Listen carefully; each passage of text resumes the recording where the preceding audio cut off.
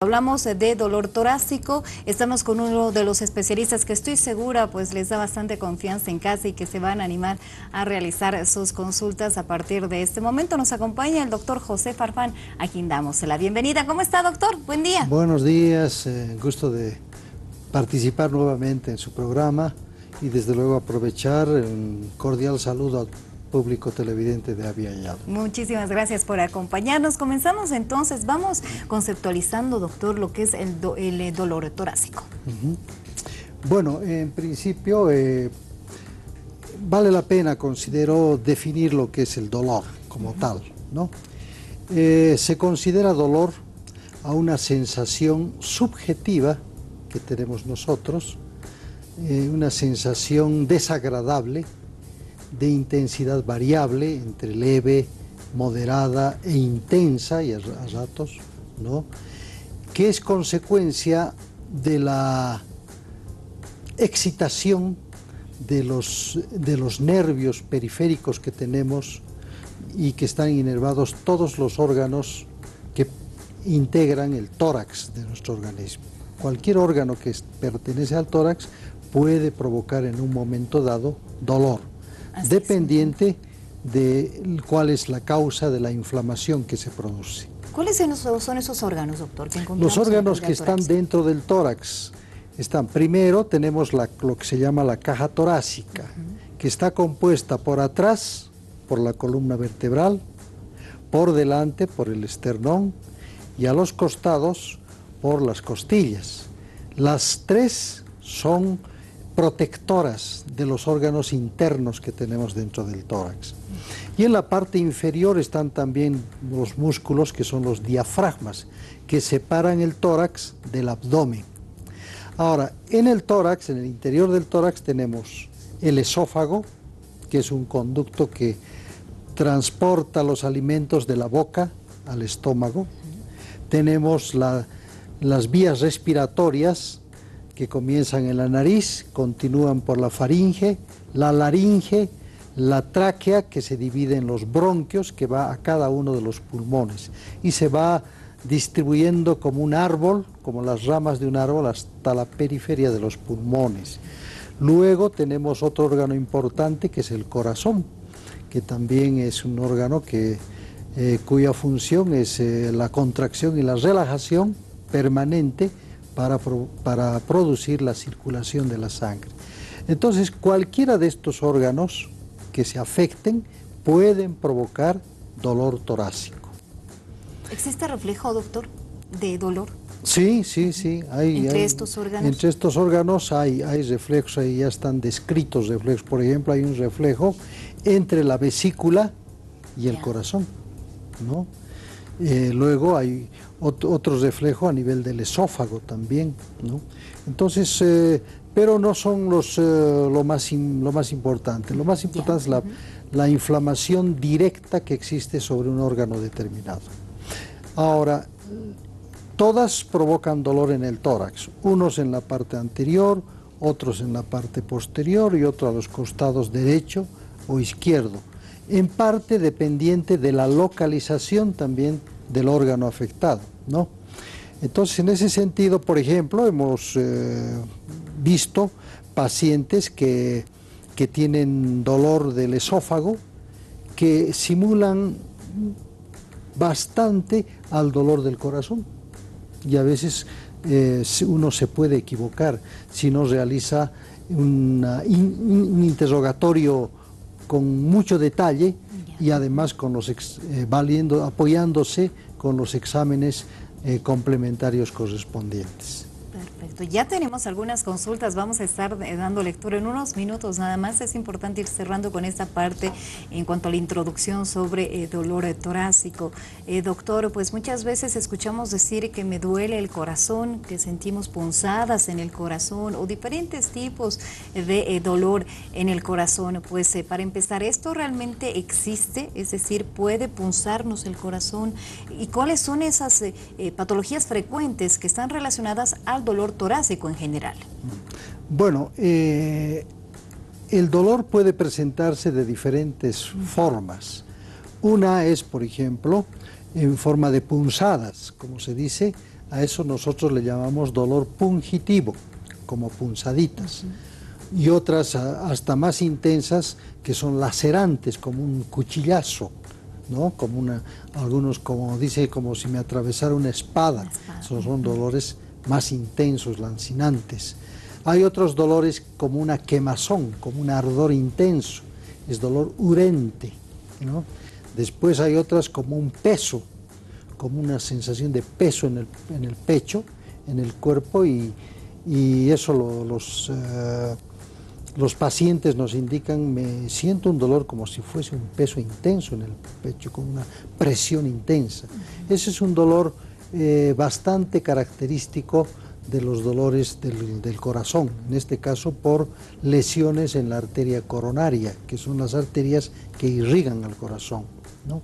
Luego tenemos este dolor generalmente se puede acompañar de otras características que nos pueden hacer sospechar ya la causa de dolor en algún órgano del interior del tórax, ¿no? Porque hay muchas causas. Entonces es importante dilucidar y tener una idea de cuál es el órgano afectado, y en base a eso pues poder ir tocando, como se dice, la punta del ovillo para ir buscando cuál es la mayor alternativa, la mayor posibilidad de causa de dolor de un paciente. Ejemplo, suponiendo que tiene un dolor en el medio del esternón, y es un dolor de tipo urente, o sea, como un ardor, que está asociado a una sensación de vinagreras, ¿no? Y dolor a nivel de la boca del estómago. Entonces pensamos en que puede ser un dolor por gastritis o un dolor por esofagitis, que es la inflamación del esófago. Entonces ya nos conlleva a hacer un estudio más profundo de esa situación. Otro problema, hay por ejemplo dolores súbitos, de golpe, como se dice, en cualquier lugar del tórax, y resulta que al hacer el examen al paciente es un dolor primero lancinante, como un cuchillón, un cuchillazo, y al hacer el examen notamos que hay, por ejemplo, un poco de hinchazón en una de las piernas, con dolor a nivel de los trayectos de las venas. Entonces podemos pensar en una tromboflebitis, con un trombo que ha migrado de la vena a los pulmones, y eso es lo que se llama habitualmente la embolia pulmonar, que también puede producir dolor, ¿no?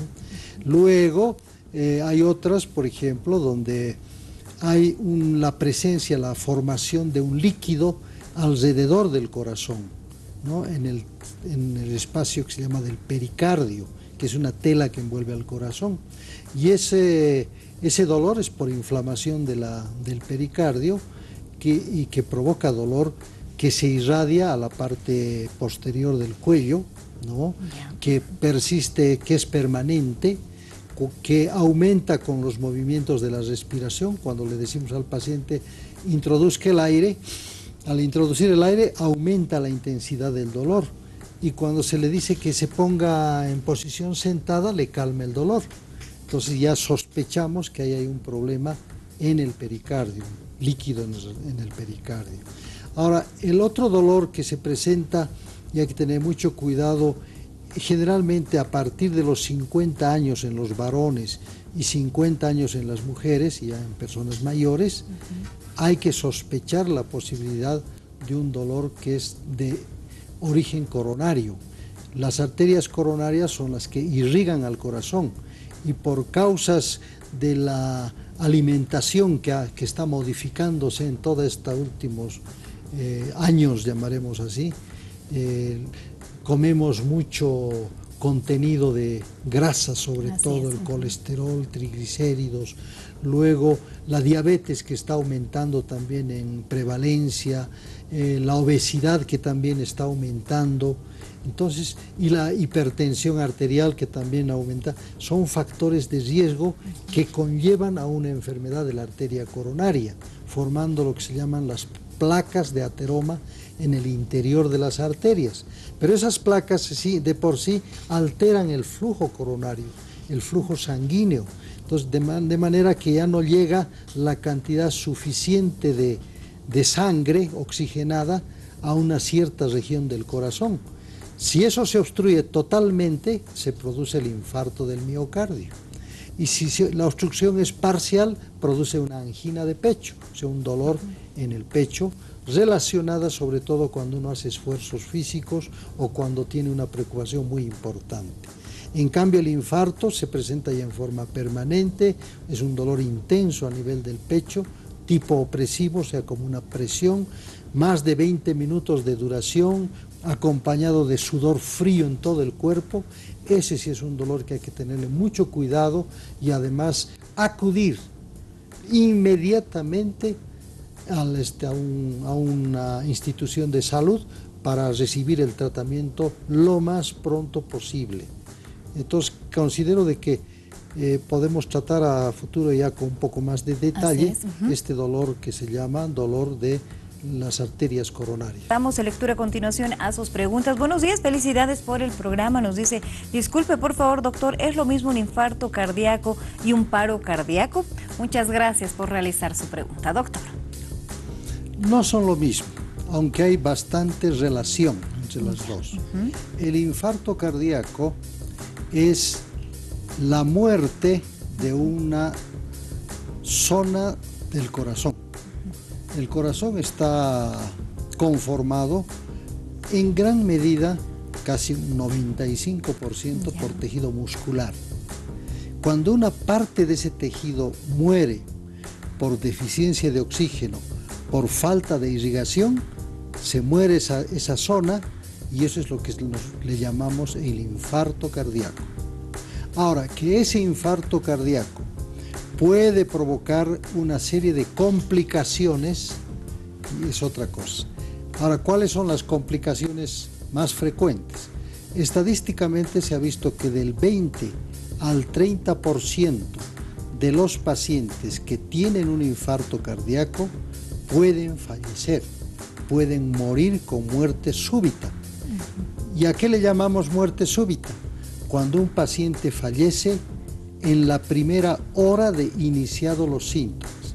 Si los síntomas se inician a las 12 del día, a la 1 ya ha fallecido ese paciente. ¿Y cuáles son esos síntomas, doctor? ¿No? El síntoma más importante es la presencia de mareos, seguida inmediatamente de una pérdida de conocimiento, ¿no? Ahora, ¿por qué se produce? Se han hecho estudios sobre esto y la causa de producción de este síntoma y este signo es la arritmia cardíaca. Si el corazón ya no late regularmente, sino empieza a latir irregularmente, con un foco de excitación que es justamente la zona del infarto. Es un foco de excitación que produce latidos extras que al final se degeneran, provocan posteriormente lo que se llama extrasístoles ventriculares, o sea, latidos extras, fuera de la normal, que interfieren al latido normal.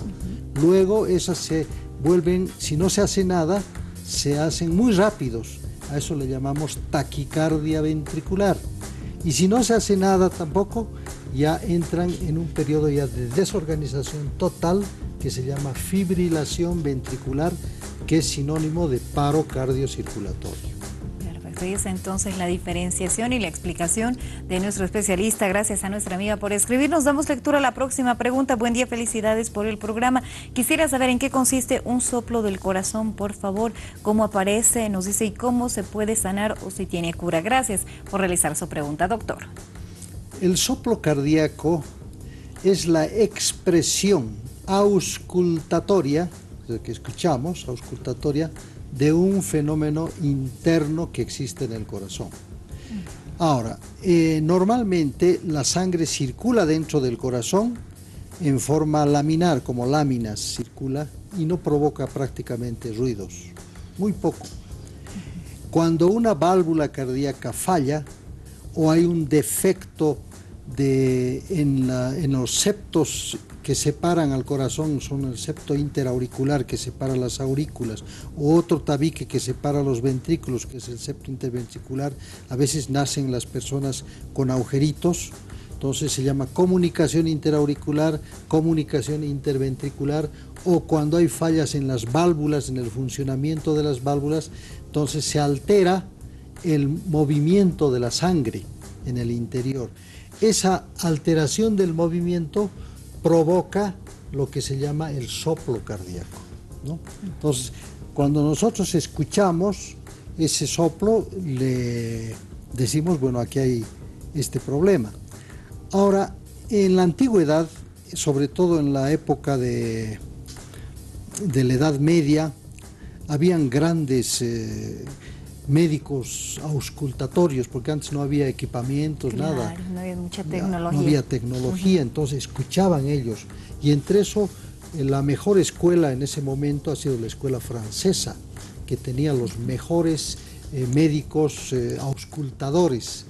Y ellos detectaban un ruido cardíaco como si fuese un soplo. Y ellos decían soplo en chorro de vapor, como si fuese el chorro de vapor de las máquinas, en este caso de las locomotoras, que decían y así nosotros lo escuchamos. Entonces la onomatopeya es soplo en chorro de vapor, que lo han descrito los franceses. Después había otro soplo que se llama soplo en retumbo cardíaco. Era como el retumbar de los tambores, que actualmente todavía los escuchamos en el ejército. Prrr, prrr. Entonces un soplo, prrr, prrr, prrr. Entonces escuchamos como si fuese un tamborcito ahí adentro. Entonces hay otro soplo rudo, que es como el rugido de un tigre. Brr, brr, brr, así. Y hay otros soplos en maquinaria, como si hubiese una maquinaria ahí. Wow, o sea, también existen son tipos diferentes tipos de soplo que ellos escuchaban, y que para que la gente entienda y los otros colegas también entiendan, en sus enseñanzas han aplicado le han dado esa terminología. Lo cierto es que un soplo es la sensación consciente, auditiva, de que algo está circulando mal dentro del corazón. Bien, entonces no debemos descuidarnos si es que sabemos de ello, y por supuesto de esa manera también ya a través del conocimiento que vamos adquiriendo, ¿no? Además, añadir también lo siguiente, que hay soplos que se denominan inocentes, es decir, que son soplos, como su nombre lo indica, inocentes, que se presentan, por ejemplo, en el paciente que tiene una anemia. En la anemia la sangre circula con mucha más rapidez, y esa circulación rápida provoca soplos, ¿no? Eso se escucha en los pacientes anémicos, en las embarazadas también se escucha, pero son soplos temporales que, pasado el problema, se va a normalizar, va a desaparecer. Igualmente en niños también, ¿no? La circulación es muy rápida en los niños, entonces aparecen pequeños soplos que, a medida que aumenta la edad, desaparecen. En cambio hay otros soplos que se denominan permanentes. Esos ya permanecen hasta que se solucione el problema. Si es el problema que lo provoca la afectación de una válvula del corazón, una válvula mitral, por decir, al cambiar la válvula con cirugía desaparece el soplo. O bien hay otras que son relativamente simples, como el soplo del conducto arterioso. Es un soplo de nacimiento que tiene aparenta ser un soplo en maquinaria. Cuando se soluciona el problema, se liga ese ductus, ese conducto, desaparece el soplo. Entonces, yo creo que en general el soplo vale la pena que visiten al médico, al cardiólogo, para que él pueda interpretarlo, definir cuál es la causa del soplo y decirles que muchas de ellas tienen su solución. Bien, ahí está entonces la respuesta para nuestra querida amiga. Gracias por escribirnos. Doctor, se nos ha ido el tiempo realmente volando en esta primera parte de doctora Abiyayara. Vamos a ir cerrando con esta entrevista, con este diálogo, pues algunos consejos para nuestros amigos en sus hogares, y lo más importante también, ¿dónde podemos encontrarlo? Bueno, yo trabajo en la Facultad de Medicina, soy jefe del Departamento de Medicina. Pero ahí nos dedicamos más a cuestiones académicas, ¿no? De enseñar a los estudiantes que han ingresado a la facultad. Y en las tardes sí estoy en el consultorio a partir de las 4 de la tarde, consultorio queda en la calle Nicaragua, 1610, Ya, a una cuadra de la Plaza Triangular, donde está el teleférico. perfecto. Y hay una cuadra yendo hacia el Botánico, en plena esquina está el consultorio. Ahí estoy generalmente de 4 de la tarde a 7 de la noche.